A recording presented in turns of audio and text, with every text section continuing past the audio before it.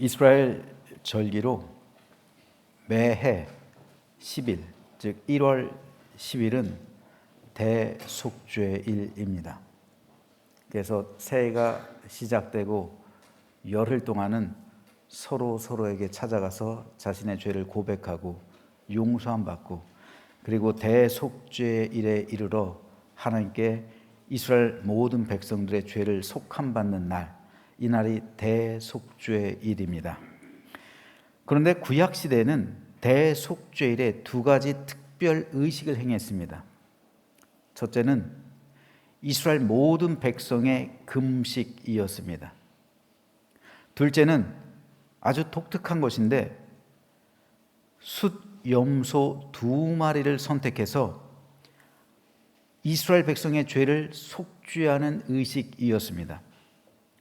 그 중에 한 마리는 희생 제사를 위해 제단에 드리고, 다른 한 마리는 이스라엘 모든 백성의 죄를 짊어지고 광야로 떠나야 했습니다.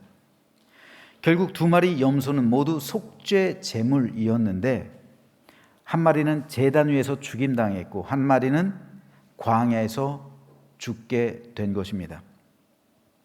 오늘 본문은 이에 관한 기록인데, 오늘 본문에서 하나님은 모세에게 이 속죄 의식에 대해서 설명하십니다.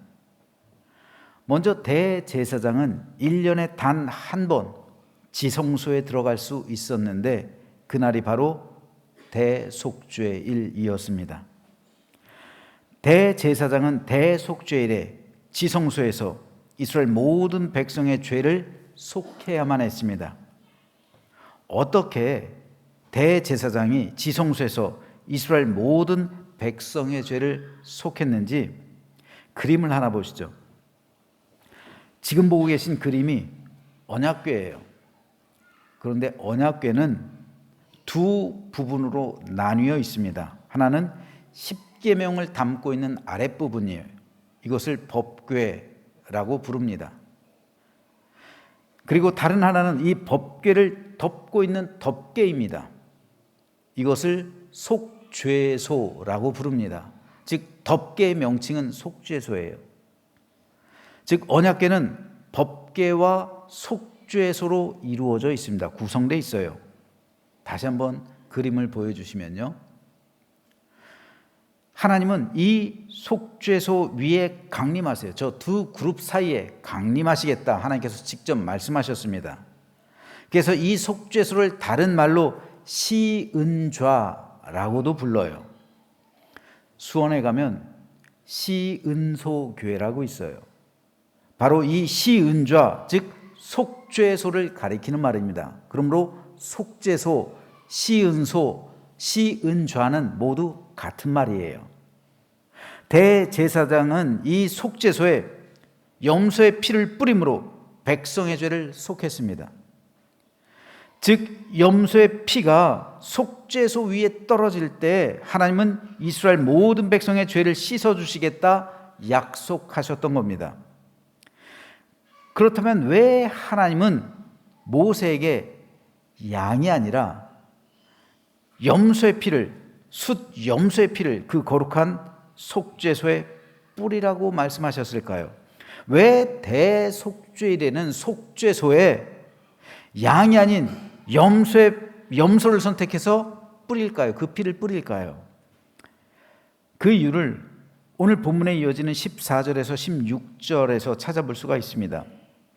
그는 또 숫송아지의 피를 가져다가 손가락으로 속죄소 동쪽에 뿌리고 또 손가락으로 그 피를 속죄소 앞에 7번 뿌릴 것이며, 즉 속죄소에는 염소의 피만 뿌려지는 게 아니라 숫송아지의 피 또한 뿌렸다는 거예요. 또 백성을 위한 속죄제 염소를 잡아 그리고 염소의 피 또한 뿌려지는데 그 피를 가지고 휘장 안에 들어가서 그 숫송아지 피로 행함같이 그 피로 행하여, 즉 숫송아지와 순염소의 피를 똑같이 뿌렸다는 거예요. 속죄소 위와 속죄소 앞에 뿌릴지니 곧 이스라엘 자손의 부정과 그들이 범한 모든 죄로 말미암아 지성소를 위하여 속죄하고 또 그들의 부정한 중에 있는 회막을 위하여 그같이 할 것이요.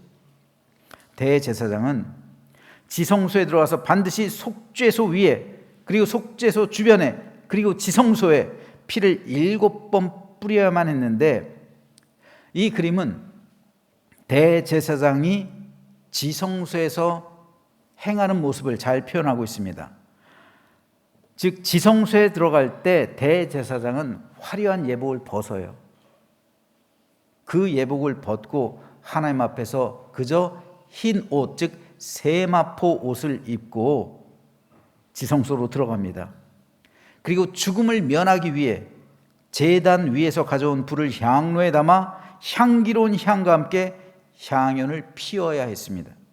그리고 숫송아지 피와 순염소의 피를 속죄소 위에 7번씩 뿌려야 했습니다. 여기서 숫송아지는 대제사장인 아론 자신과 그 집안을 위한 속죄 제물입니다. 오늘 본문 6절에 보면 이것이 기록되어 있죠. 아론은 자기를 위한 속죄제의 숫송아지를 드리되 자기와 집안을 위하여 속죄하라. 레위기 4장에 보면 속죄 제물의 규례가 나옵니다. 이때 제사장이 죄를 범했으면 숫송아지를 잡아야 했어요. 그리고 이스라엘 12지파의 족장들, 그 대표 리더들이 죄를 범했을 땐 순염소를 잡아야 했습니다. 또한 이스라엘 평민이 범죄했을 땐 암염소 혹은 암양을 잡아야 했습니다.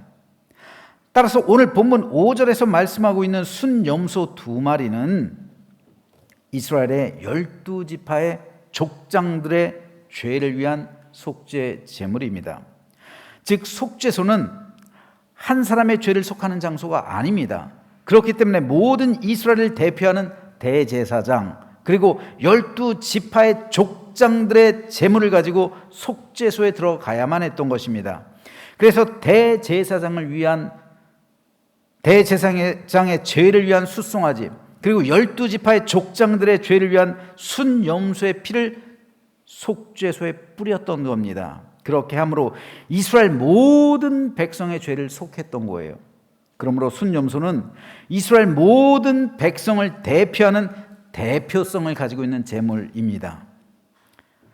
사도 바울은 예수님의 십자가에서의 죽으심이 이와 같다고 말합니다. 우리가 생각하건대 한 사람이 모든 사람을 대신하여 죽었은즉 모든 사람이 죽은 것이라. 사망이 한 사람으로 말미암았으니 죽은 자의 부활도 한 사람으로 말미암는도다. 예수님의 십자가에서의 죽으심과 부활하심은 모든 사람을 대신하고 또 대표하는 일이라는 겁니다. 순염소가 12지파의 족장을 대신해서 죽었고 모든 이스라엘 백성을 대표하듯이 예수님이 모든 사람을 대신해서 십자가에서 피 흘려서 죽으셨고 대표해서 부활하셨다는 겁니다. 그러므로 이 믿음에 동참하고 있는 저와 여러분은 그리스도와 함께 십자가에서 죽임당하고 또한 주님과 함께 다시 살아나게 될 줄로 믿으시기 바랍니다. 그런데 우리가 여기서 또 한 가지 생각해 볼 게 있어요. 아론 개인, 다시 말해서 대제사장을 위해서 하나님께서는 숫송아지를 속죄 제물로 드리라고 말씀합니다. 이스라엘의 족장들 위해서는 순염소로 드릴 것을 명령하세요. 반면 일반 백성들을 위해서는 암염소 혹은 암양을 드리라고 말씀하세요. 가격이 차이가 나죠. 송아지의 가격하고 암양의 가격은 많은 차이가 있어요. 그렇다면 왜 하나님은 이렇게 제물에 차등을 두실까요? 왜 하나님께서는 대제사장, 족장, 평민 이들의 희생 제물을 다르게 구별하실까요? 그 이유는 그만큼 그들의 직분에 합당한 삶을 살아갈 것을 하나님이 요구하고 계신 겁니다. 모든 사람은 공평해요. 모든 영혼은 공평해요. 귀천이 없습니다. 인권은 공평해요. 다 동등해요. 똑같아요. 사람의 가치는 똑같단 말입니다. 부자든 가난한 자든 대제사장이든 평민이든 영혼의 가치는 똑같아요. 하지만 다른 게 있어요. 뭡니까? 직분이에요. 직분. 대제사장과 족장들과 평민들은 직분이 다른 거예요. 그 직분에 합당한 삶을 살아갈 것을 하나님은 요구하시는 거예요. 대제사장이 짓는 죄하고 평민이 짓는 죄는 달라요. 여러분, 다윗이 간음죄를 저지른 거하고 일반 평민이 간음죄를 저지른 건 달라요. 다윗의 그 죄로 인해서 얼마나 많은 고통이 이스라엘에게 임합니까? 왜요? 영향력이 다르기 때문에 그런 거예요. 대제사장의 죄의 영향력과 일반 평민의 죄의 영향력이 다른 거예요. 똑같은 죄를 짓는다 할지라도 목사가 짓는 거하고 일반 성도가 짓는 거하고는 영향력이, 미치는 영향력이 다른 거예요. 예를 들어서 안 좋은 예를 들자면 일반 성도가 간음죄를 지었어요. 그럼 교회에서 술렁거리겠죠. 그러면 그걸로 끝나는 거예요. 하지만 목사가 간음죄를 지었어요. 이거 뉴스에 나오는 거예요. 안 그렇습니까? 교회가 무너지는 거예요. 영향력이 다르단 말입니다. 그렇기 때문에 그만큼 죄의 경중을, 신분에 따른 경중을 하나님께서는 바라보시는 거예요. 그래서 대제사장이 죄를 지었을 때는 숫송아지를 잡으라고 말씀하세요. 숫송아지는 이스라엘 전체 국민들이 죄를 지었을 때 드려야 되는 예물이에요. 희생제물입니다.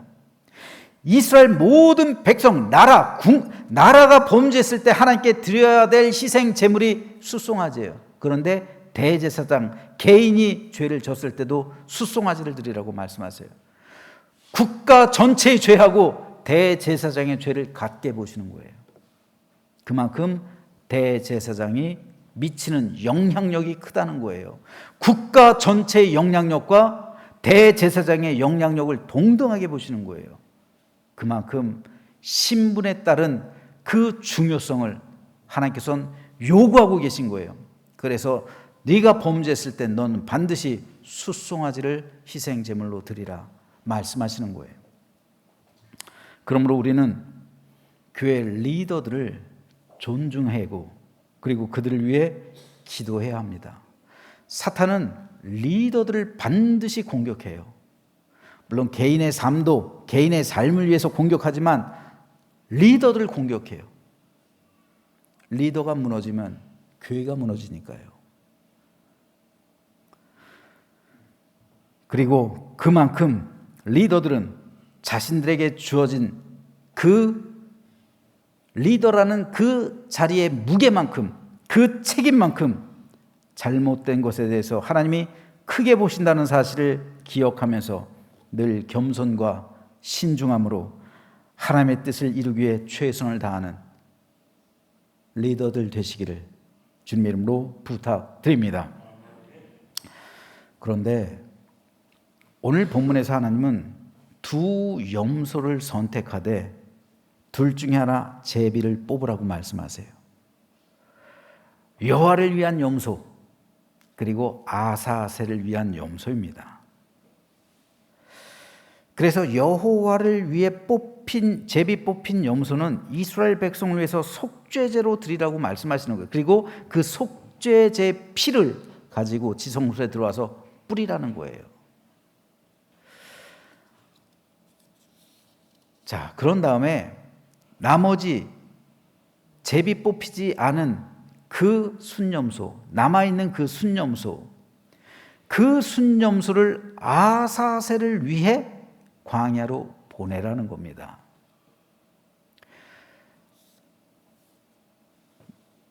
그렇다면 아사셀이 도대체 뭔가?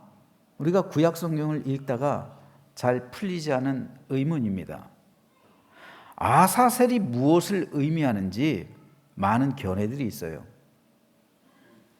그 중에서 가장 합당하다고 여겨지는 견해가 아사셀은 사람이 아무도 살지 않는 분리된 땅, 즉 사람과 사람이 보호하고 있는 짐승이 살아가지 않는 그 땅, 광야를 의미한다는 해석입니다. 그래서 아사셀은 제가 생각할 때 곧 음부를 의미해요. 음부. 아사셀이란 말은 히브리어로 떠나는 염소예요. 우리 성경에서는 10절 말씀이 아사셀을 위하여 광야로 보낼지니라 라고 번역하고 있는데, 히브리어 원문은 떠나는 염소로서 광야로 보내라 라고 말씀하고 있어요. 즉 아사셀은 떠나야만 하는 염소, 떠나야만 하는 염소를 의미해요. 어디로요? 사람이 살지 않는 광야로요. 주인의 보호를 받을 수 없는 광야로요. 그 광야에 누가 살아요? 사나운 짐승이 사는 거예요. 야생 곰, 이리, 또 사자, 이러한 짐승이 살고 있기 때문에 그 염소를 그들에게 던져주는 거예요. 그래서 그 광야에서 찢겨 죽이는 거예요. 사나운 맹수의 밥이 되는 겁니다. 그래서 그 광야에서 찢겨지고 죽임 당해야만 하는 존재가 바로 아사셀 염소였던 겁니다. 즉 아사셀은 음부를 의미하는 거예요. 영적으로 보면요, 음부에서의 죽음, 그 죽음을 대속하기 위해서 아사셀 염소를 광야로 보내는 겁니다. 이때 대제사장 아론은 떠나가는 아사셀 염소의 머리에 두 손을 얹고 안수했습니다. 이 장면이 21절 22절에 기록되어 있어요. 아론은 그의 두 손으로 살아있는 염소의 머리에 안수하여 이스라엘 자손의 모든 불의, 자 여기서 살아있는 이라는 말에 한번 주목해 보세요. 이따 말씀드리겠습니다. 살아있는 염소, 살아있는 염소의 머리에 안수하여 이스라엘 자손의 모든 불의와 그 범한 모든 죄를 아뢰고 그 죄를 염소의 머리에 두어 미리 정한 사람에게 맡겨 광야로 보낼지니 염소가 그들의 모든 불의를 지고 접근하기 어려운 땅에 이르거든 그는 그 염소를 광야에 놓을지니라. 자, 대제사장이 염소의 머리에 두 손으로 안수한다는 것은 이스라엘 모든 백성의 죄를 염소에게 전가시키고 있는 거예요. 그래서 그 염소는 이스라엘 모든 백성의 죄를 다 짊어지고 아무도 없는 죽음의 장소인 광야로 나아갔던 겁니다. 즉 짐승에게 찢겨 죽이기 위해서, 죽임 당하기 위해서 간 거예요. 이것은 두 가지 중요한 의미가 있습니다. 첫째는 염소에게 죄를 전가시킴으로 이스라엘 모든 백성이 무죄하게 되는 거예요. 죄가 없어지는 거예요. 둘째는 이스라엘 백성들은 죄인이었죠. 그래서 그들이 살고 있던 땅도 더럽혀진 거예요. 그 땅은 죄인들의 거처가 되고요, 죄인들의 장소가 될 수밖에 없었죠. 그런데 아사셀 염소가 이 모든 죄를 가지고 그것을 떠나가죠. 그렇기 때문에 사람들의 삶도 거룩하게 된 것이지만 그들이 살아가고 있는 그 땅, 그들의 거처, 그들의 장소가 죄가 없어지게 돼요. 동시에요. 그래서 이스라엘은 모든 것이 새롭게 되고 깨끗하게 되고 거룩하게 되었던 겁니다. 내 삶뿐 아니라 내 가정도, 그리고 우리가 살아가고 있는 삶의 장소들도, 그리고 이 땅 역시 아사셀 염소가 모든 부정한 것을 가지고 떠났기 때문에 깨끗하게 되고 새롭게 되고 거룩하게 되었던 겁니다. 이에 대해 다윗은 시편에서 이렇게 고백을 합니다. 동이 서에서 먼 것 같이 우리의 죄과를 우리에게서 멀리 옮기셨습니다. 여기서 동쪽은 아사셀 염소가 떠나간 쪽을 말하는 거예요. 즉 유대 광야예요. 성전에서 볼 때, 예루살렘에서 볼 때요. 그리고 서쪽은 이스라엘 백성들이 남아있는 장소, 즉 성소, 그리고 예루살렘, 그들의 거처, 이곳을 말하는 겁니다. 이렇게 그들의 죄과가 그들에게 옮겨갔습니다. 이거 아사셀 염소를 표현한 말이에요. 아사셀 염소가 동쪽으로 떠나가서, 그래서 동이 서에서 먼 것 같이 우리 죄가를 우리에게서 멀리 옮겨 주십시오. 이거 아사셀 염소를 염두에 둔 표현입니다. 그래서 모든 죄가 속죄함 받게 되었고 그들의 삶의 처소, 살아가는 장소 역시 거룩하게 되어서 하나님 앞에서 새롭게 살아갈 수 있는 은혜와 용서를 경험하는 날이 바로 대속죄일이었던 겁니다. 그래서 십자가에서 주님은 이렇게 외치세요. 나의 하나님, 나의 하나님, 어찌하여 나를 버리셨나이까? 여러분, 어찌하여 나를 버리셨나이까? 왜 예수님께서는 이런 고백을 하셨을까? 이게 원망일까요? 불평일까요? 아니에요. 아사셀 양이에요. 아사셀 양, 아사셀 염소. 주님의 이 말씀은 바로 주님 자신이 아사셀 염소가 되어서 광야로 떠나가야만 하는 하나님의 속죄의 제물이 되었음을 말씀하시는 거예요. 아사셀 염소를 떠나보내죠. 이게 버리는 거예요. 광야로 찢겨 죽게 만드는 거예요. 그래야 이 장소가 거룩해져요. 그래야 이들이 삶이 거룩해져요. 그래야 이스라엘 민족이 성결하게 돼요. 그래서 떠나보내야만, 이게 버림받는 거예요. 나의 하나님, 나의 하나님, 어찌하여 나를 버리셨나이까? 이게 그 의미예요. 주님은 아사셀 염소가 되어서 광야로 떠나는 하나님의 속죄 제물이 되고 있음을 선언하시는 거예요. 주님은 인류의 모든 죄를 끌어안으시고 그 등의 모든 죄의 짐을 지시고 죽음의 땅, 광야, 즉 음부, 제가 그래서 음부라고 말하는 거예요. 아사셀 염소는요, 음부로 가신 거예요. 그 음부에서 모든 죄짐을 내려놓으신 겁니다. 저주의 장소, 사망의 장소, 형벌의 장소, 심판의 장소인 그 음부에서 세상에서 지고 가신 모든 죄를 내려놓고 인류의 죄값을 치르셨던 겁니다. 이것을 믿는 사람에게는 동이 서에서 먼 것 같이 우리 모든 죄가 옮겨지고 우리는 거룩하게 된 이곳에서 하나님의 은혜와 자비와 긍휼과 용서의 삶을 살아가게 된 겁니다. 그래서 세례 요한은 예수님을 일컬어 이렇게 말해요. 보라, 세상 죄를 지고 가는 하나님의 어린 양이로다. 여러분, 세례 요한은 예수님이 세상 죄를 지고 광야로 떠나가는 바로 그 아사셀 염소다라고 선포하고 있는 거예요. 이 말씀이 그런 의미입니다. 그러므로 아사셀 염소가 무엇인 줄을 알아야 예수님의 구원 사역이 뚜렷하게 드러나는 거예요. 그리고 오늘 우리에게도 이런 고백이 있어야 합니다. 내가 하나님께 용서받은 것은 나의 의로움, 나의 행위와는 전혀 상관이 없는 거예요.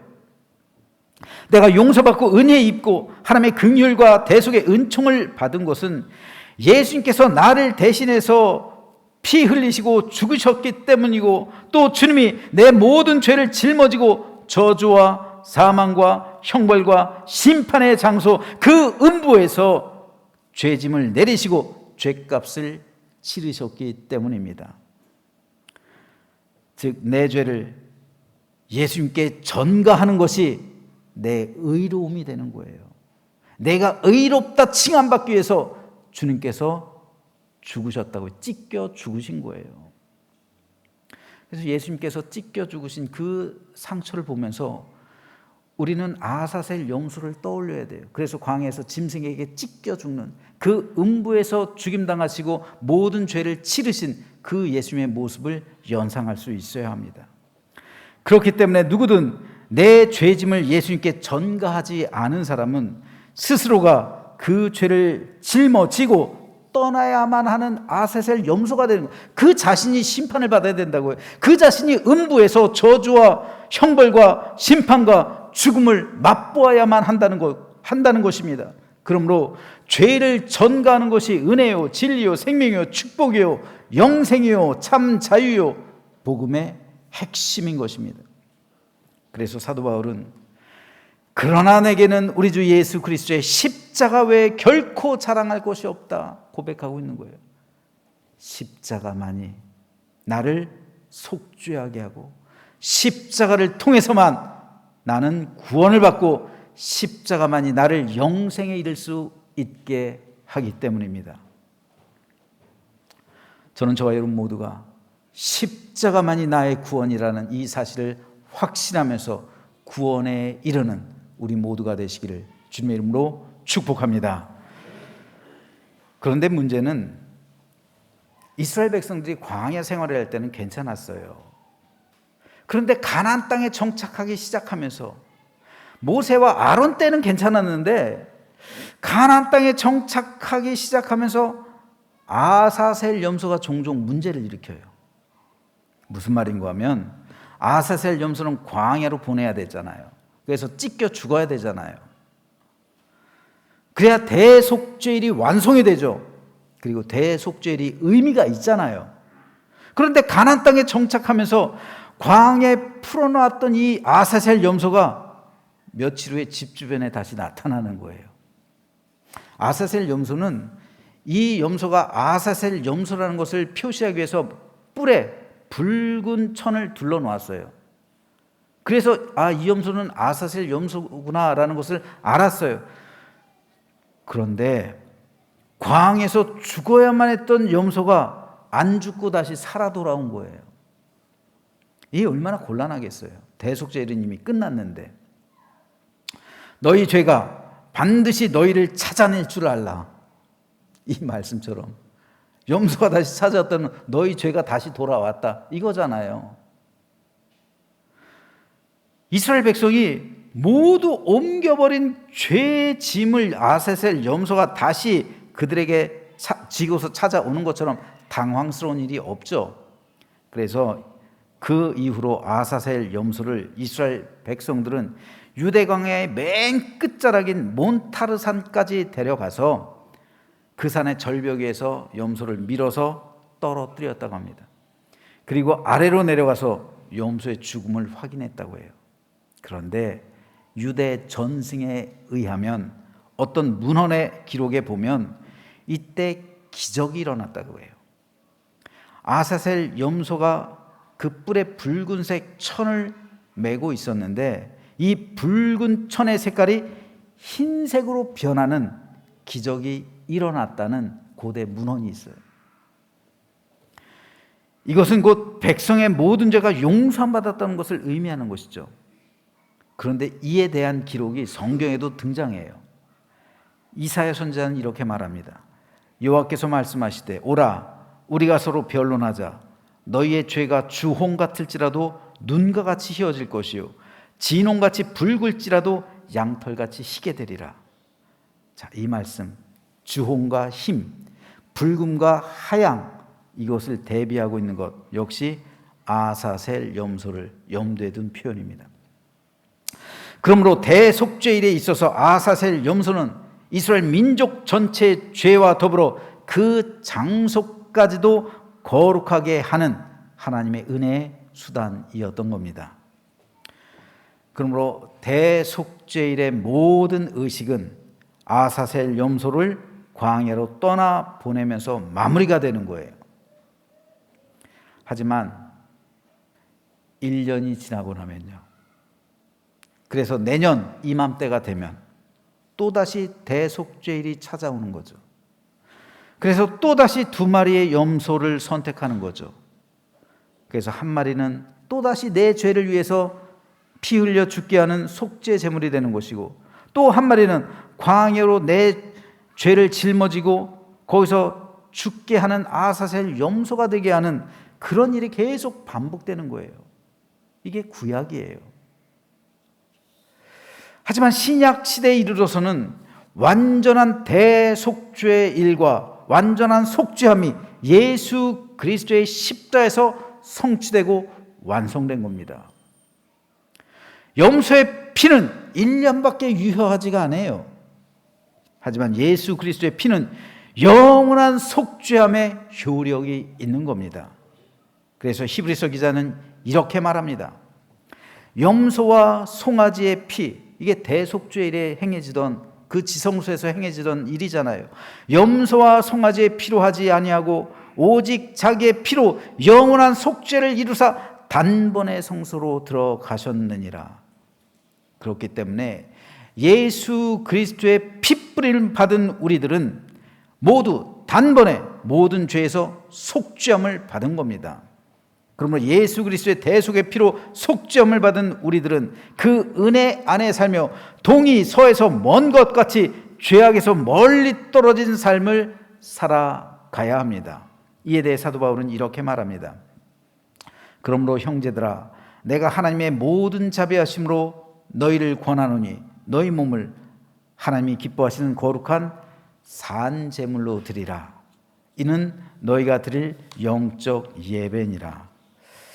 여러분, 제가 아까 살아있는 제물이라는 그 말씀을 기억하라고 그랬죠. 살아있는 제물이요.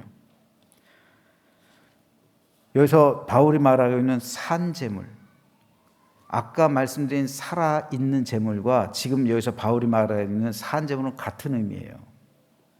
산 제물이란 죽음으로 드려지는 제물이 아니라 살아있는 제물을 말하는 거예요. 산채로 드리는 제물이란 말이죠.